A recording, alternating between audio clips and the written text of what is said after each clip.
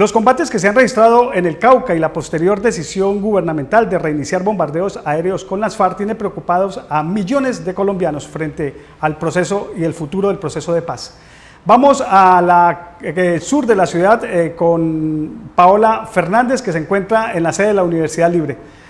Paola, buenas tardes. Usted se encuentra con un invitado que tal vez es una de las personas que más conoce sobre el conflicto armado interno, con el politólogo Libardo Orejuela Díaz. Buenas tardes. Raúl, buenas tardes. Nos encontramos en las instalaciones de la Universidad Libre, justamente con el rector de esta institución y analista político Libardo Orejuela. Rector, hablemos un poco de lo ocurrido en el norte del Cauca. ¿Cuál es su opinión? Además, se han despertado diferentes reacciones en diferentes sectores políticos sobre estos hechos. Bueno, voy a reiterarme en lo que esta mañana he pronunciado en varios medios de comunicación social. Creo que el momento es de absoluta discreción, de mucha cautela y de mucha prudencia, porque estamos en una coyuntura de crisis, estamos en una coyuntura emergente, mucho más grave que en el caso del general Alzate, y que hay que saber asumir y explicar con realidad y con mucha tranquilidad. Primera situación, en Colombia hay una guerra interna. Si en Colombia no hubiese una guerra interna entre dos ejércitos adversarios, uno emergente, otro oficial del Estado, no se estaría en La Habana en una mesa para intentar poner fin a ese proceso de la guerra. Hay una voluntad de las dos partes, yo digo Estado y grupo insurgente, de finiquitar la guerra. Creo que hay una voluntad de ambas partes. La prueba, el indicio mayor es el acuerdo del desminado en Colombia. Se requieren algunas antesalas para ambientar el proceso de mesa y asegurar el fin de la guerra, se requieren. ¿Cuáles son, según la experiencia internacional, esas antesalas? Son bajar la escala de la guerra, bajar el fragor de la batalla. Segundo, aplicar el derecho internacional humanitario para desbarbarizar la guerra. Tercero, hacer acuerdos bilaterales de cese de las operaciones militares. El Estado colombiano o el gobierno de Colombia habilidosamente le bajó el fragor a la guerra cuando dijo no más a los bombardeos en esta coyuntura, en respuesta a una inactividad militar de las FARC.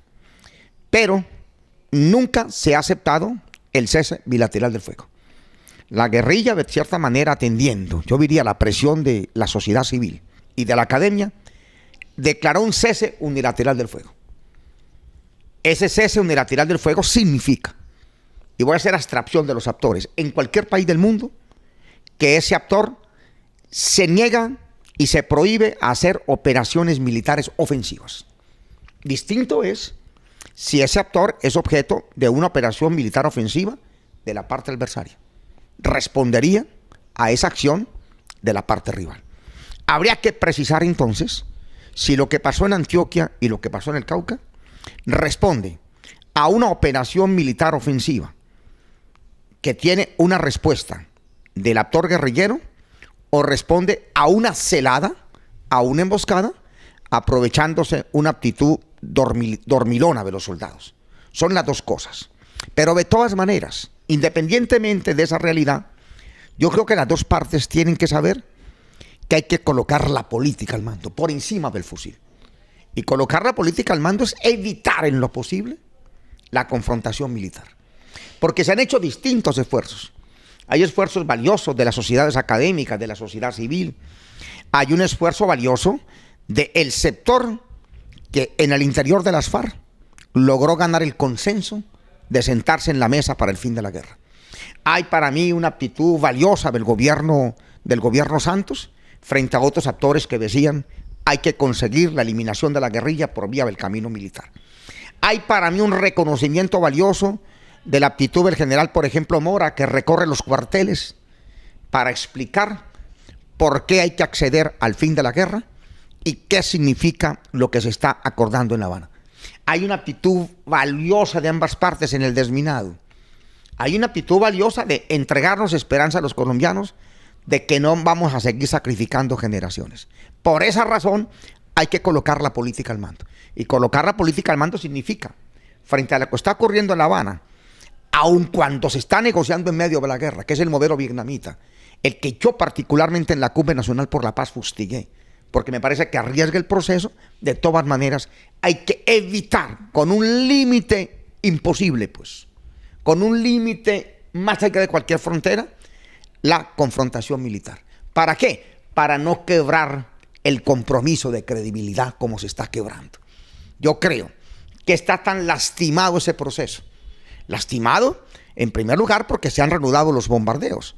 En segundo lugar, porque hay una explicación del grupo guerrillero que no ha sido aceptada por la inmensa mayoría de la sociedad colombiana, que tocaría levantar un segundo compromiso de credibilidad, incluso invocando veedurías, si se quiere, internacionales. Un segundo compromiso de credibilidad que redespierte este proceso del fin de la guerra en Colombia. Porque si no, apague y vámonos. Y yo por lo menos dejo mi constancia moral, así sea a título personal o a título de un académico, de que hemos hecho lo imposible en la academia, lo imposible, para evitar que las próximas generaciones de colombianos estén condenados a vivir medio siglo o un siglo más en medio de la guerra y de la barbarie. Colombia ha sido aceptada paulatinamente en la comunidad internacional. El levantamiento de las visas en diversos estados del mundo, incluyendo el que está en camino en la Unión Europea, es el reconocimiento de eso. ¿Por qué? Porque traduce lo que estamos avanzando en el camino de instaurar una sociedad civil y una sociedad decente.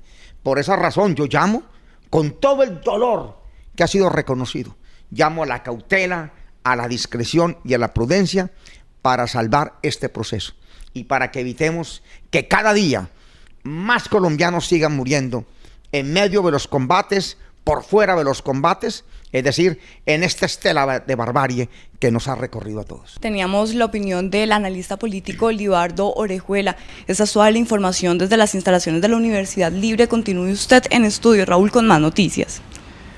Paola, muchas gracias y saludos al invitado, al politólogo Libardo Orejuela Díaz.